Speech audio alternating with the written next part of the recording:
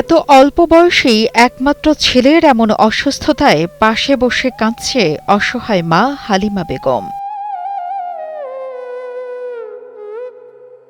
Kidney নিয়ে দিনে দিনে মৃত্যুর দিকে এগিয়ে যাচ্ছে সৌরভ, তবুও দেখছেন বাঁচার স্বপ্ন। কিন্তু মধ্যবিত্ত পরিবারে জন্মগ্রহণ করা শাহরিয়ার সৌরভের চিকিৎসা বন্ধ হয়ে গেছে অর্থাভাবে। সৌরভকে বাঁচাতে দেশের বিত্তবানদের কাছে আবেদন জানান তার গর্ভধারিণী মা। আমার একটা মাত্র সন্তান, আমাদের যা কিছু ছিল সবকিছু তার চিকিৎসার জন্য আমরা ব্যয় করেছি। এখন আপনারা দোয়া করেন, যদি পারেন কিছু সহযোগিতা করেন, তাহলে আমার সন্তানরা হয়তো বা বেঁচে যেতে পারে। ইচ্ছে ছিল লেখাপড়া শিখে বড় হয়ে পরিবারের হাল ধরবে শাহরিয়ার সৌরভ, কিন্তু বিকল দুটি কিডনি নিয়ে কাতরানো সৌরভের সকল স্বপ্নই আজ বৃথা। তো ডাক্তার বলছে যে আর্জেন্টলি ট্রান্সপ্লান্ট করতে হবে।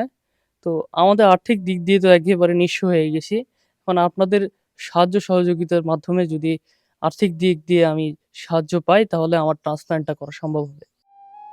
জানা গেছে ২০২০ সালে বাংলাহিলি পাইলট স্কুল থেকে এসএসসি পাশ করে শাহরিয়ার।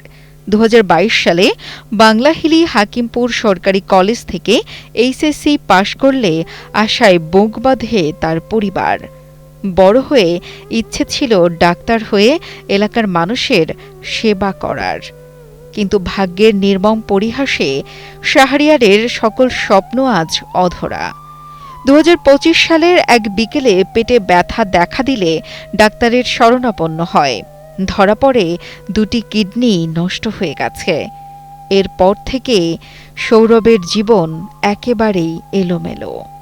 তো শেষ চিকিৎসা আমি লাস্ট স্টেজে আসি। এখন ভারতেও গেছিলাম, ওখানে বলছে যে ওই ট্রান্সপ্লান্ট করতে হবে, না হলে ডায়ালিসিসে থাকতে হবে। এখন আমি যদি আর্থিক সহযোগিতা পাই, তাহলে ট্রান্সপ্লান্ট করতে পারবো। ওই ট্রান্সপ্লান্ট করলে ডাক্তার আশাবাদী দিয়েছে যে একটা কিডনি ট্রান্সপ্লান্ট করলে আমি সুস্থ হব পুরোপুরি।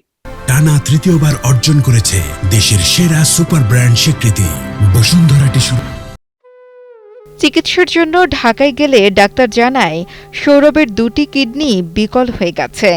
উন্নত চিকিৎসার জন্য তাকে ভারতে নেওয়া হয়েছিল। ডাক্তার জানায় শাহরিয়ারকে বেঁচে থাকতে হলে নিয়মিত ডায়ালাইসিস এবং কমপক্ষে একটি কিডনি প্রতিস্থাপন জরুরি, আর এর জন্য প্রয়োজন ২৫ থেকে ৩০ লাখ টাকার। আমরা বাংলাদেশে চিকিৎসা শেষ করেছি, এখন ভারতেরও শেষ করেছি, এখন ট্রান্সফার করতে বলতেছে। অনেক টাকার প্রয়োজন, আমাদের পক্ষে তো একা সম্ভব নয়। যা কিছু ছিল সবকিছু দিয়ে আমরা চিকিৎসা করেছি, এমনকি আমার স্বর্ণ গহনা যা কিছু ছিল সব বিক্রি করেছি। গরু ছাগল, আমাদের মোটরসাইকেল ছিল সব বিক্রি করে, জমি জমা সব বিক্রি করে আমার সন্তানের চিকিৎসা করেছি। এখন আর পারতেছি না, এখন বলতে পারতেছি না ভাই।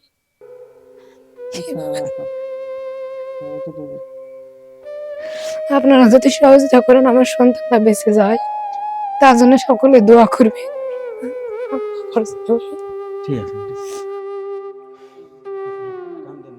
আমরাও বুঝতেছি।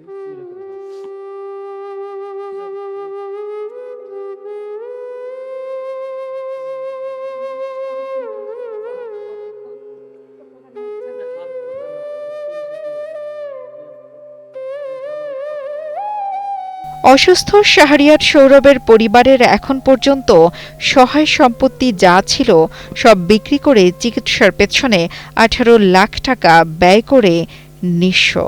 তাকে বাঁচাতে সমাজের দানশীল ব্যক্তির কাছে আর্থিক সহযোগিতা চেয়েছে পরিবার ও প্রতিবেশীরা। পরিস্থিতি খুব করুণ।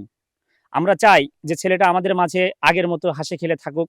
আমরা এলাকাবাসী আসি আপনাদের কাছে, আপনাদের মাধ্যমে সবার কাছে আমরা চাচ্ছি যে আপনাদের সবার সহযোগিতায় ছেলেটা ভালো হোক। আপনাদের সবাই সহযোগিতা করেন। অবস্থা এখন খুবই খারাপ, আগে ভালো ছিল। ওর মনে একটা আশাও ছিল যে ও বড় হবে, লেখাপড়া করবে, বাবা মার সংসার চালাবে। এখন পারতেছে না, অবস্থা খুবই খারাপ। অনেক ভালো ছেলেটা, হঠাৎ করে এই রোগটা প্রায় ১ বছর থেকে শুরু হয়েছে।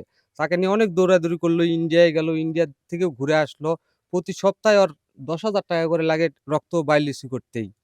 আপনার হলো টাকা পয়সা যা ছিল শেষ হয়ে গেছে।